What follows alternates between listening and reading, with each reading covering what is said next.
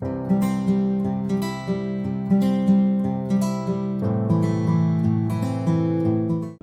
relatively good conditioning. The parents say, oh, you're a gift of the universe, you're the divine incarnation in this body, you will achieve extraordinary things and do wonderful things.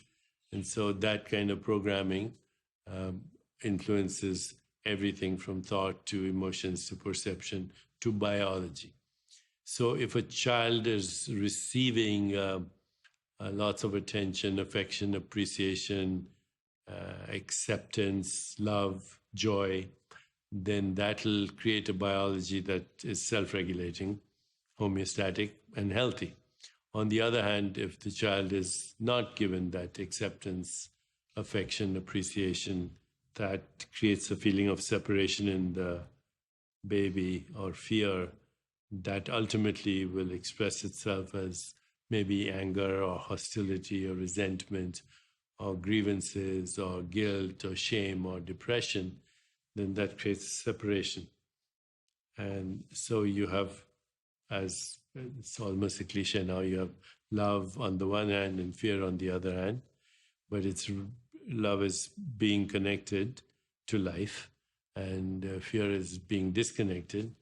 That fear, which is the basis of all the other emotions I mentioned, the dysfunctional ones, that creates a disruption in homeostasis or self-regulation, which then we say dis-ease, because it starts with discomfort, but then it becomes disease. And I think more and more evidence is showing that early conditioning, almost before we learn to speak, because babies respond to body language. They look at eye movements, tone of voice, facial expression, gestures, and they're kind of trying to figure it out. Is this person loving or friendly, not with words, but at the level of feeling? And so that starts to program their limbic brain, which is their emotional brain. And that limbic brain is connected to then the endocrine system, hypothalamus, pituitary, and everything else, immune system. So emotional trauma is the beginning of disease and goes back to very early childhood memories. Can we correct that? Yes, we can correct that. First of all, by becoming a witness to our own thoughts and feelings, emotions, perceptions, not trying to be positive, which is exasperating. Positive people are very exasperating because they're so artificial. But by learning how to witness your inner world, sensations, images, feelings, thoughts, then asking yourself, why do you hold the beliefs that you do? I'm not good enough, I'm not worthy enough, I'm not attractive enough, I'm not whatever. All these limiting beliefs, which are thoughts that were programmed into your consciousness before you learn to think for yourself. 99.9% people don't think for themselves. They're the recycling of other people's thoughts, their culture, their society. It's a kind of hypnosis of social conditioning. And so it programs you into very predictable outcomes of behavior, of thinking, and ultimately of biology. So I'd say 99% or more people are biological robots that were conditioned either for good things or not so good things or suffering or joy or whatever. So I personally believe that the ideal situation would be not that you're conditioned for good things or bad things, but you're independent of them. So you can kind of go to a deeper part of yourself, which is a field of pure potentiality, infinite possibilities, infinite creativity, love, joy, compassion, peace, equanimity. And from there, you can make the choices that are most appropriate for you and your biological systems in the moment. If you have to plan for that, that's just another form of conditioning and thought and programming and stress and all of that. So it is the right choice at the right moment for the right situation as it occurs, with no resistance, no anticipation, no regrets, just this moment as it is. And you can program it right this moment in the way you want to. To get to that deeper level of yourself, one of the tools is meditation. Correct. Now, there are many kinds of meditation. There are meditations that involve self-reflection. So you sit quietly and you ask yourself, who am I? You don't know the answer. But if you keep asking and staying with the question, then you realize that who you are has no name and no form, is just that consciousness. There are other forms of self-reflection. What do I want?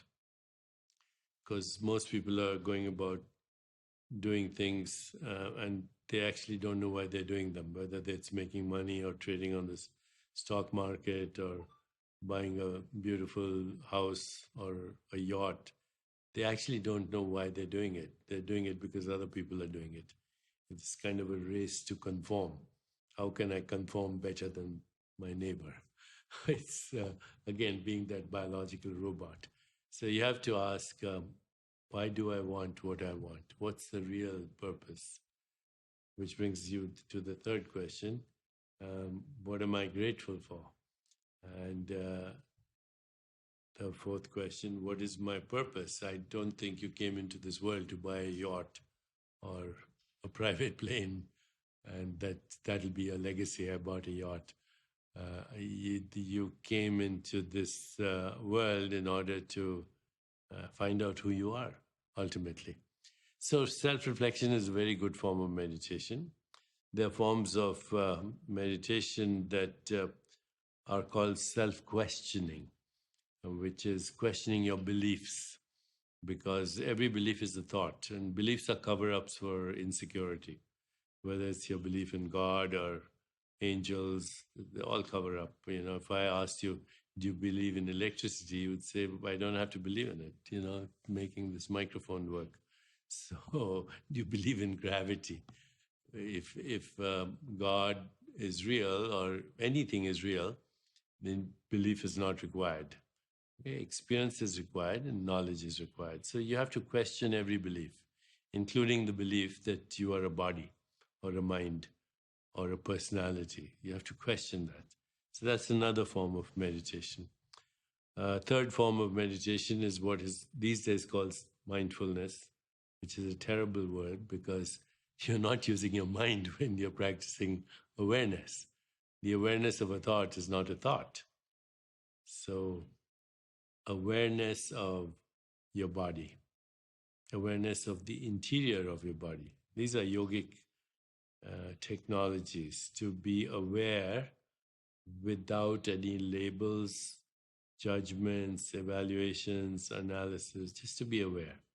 So you can practice body awareness, you can practice awareness of the inside of your body, awareness of your heart, of your liver, of your kidneys. A thing that's in the yogic tradition is called pratyahara, or in English we could say interoception. Perception is when I experience the world. Introception is where I experience what's happening inside. Then there's awareness of mental space, of thoughts and feelings and emotions and imagination. Not the imagination, but the awareness of what is being imagined. Awareness of knowing. Awareness of relationships, personal relationships, social relationships, relationship with the environment, relationship with the universe. Then there is what is called transcendence, which is usually using a technique like a mantra. This is what we do here. In addition to all the other things I mentioned, the mantra is kind of a sound that competes with your thoughts and ultimately takes you to a place where there is no thought and no mantra, and you're just left with awareness by itself, or what is called pure awareness.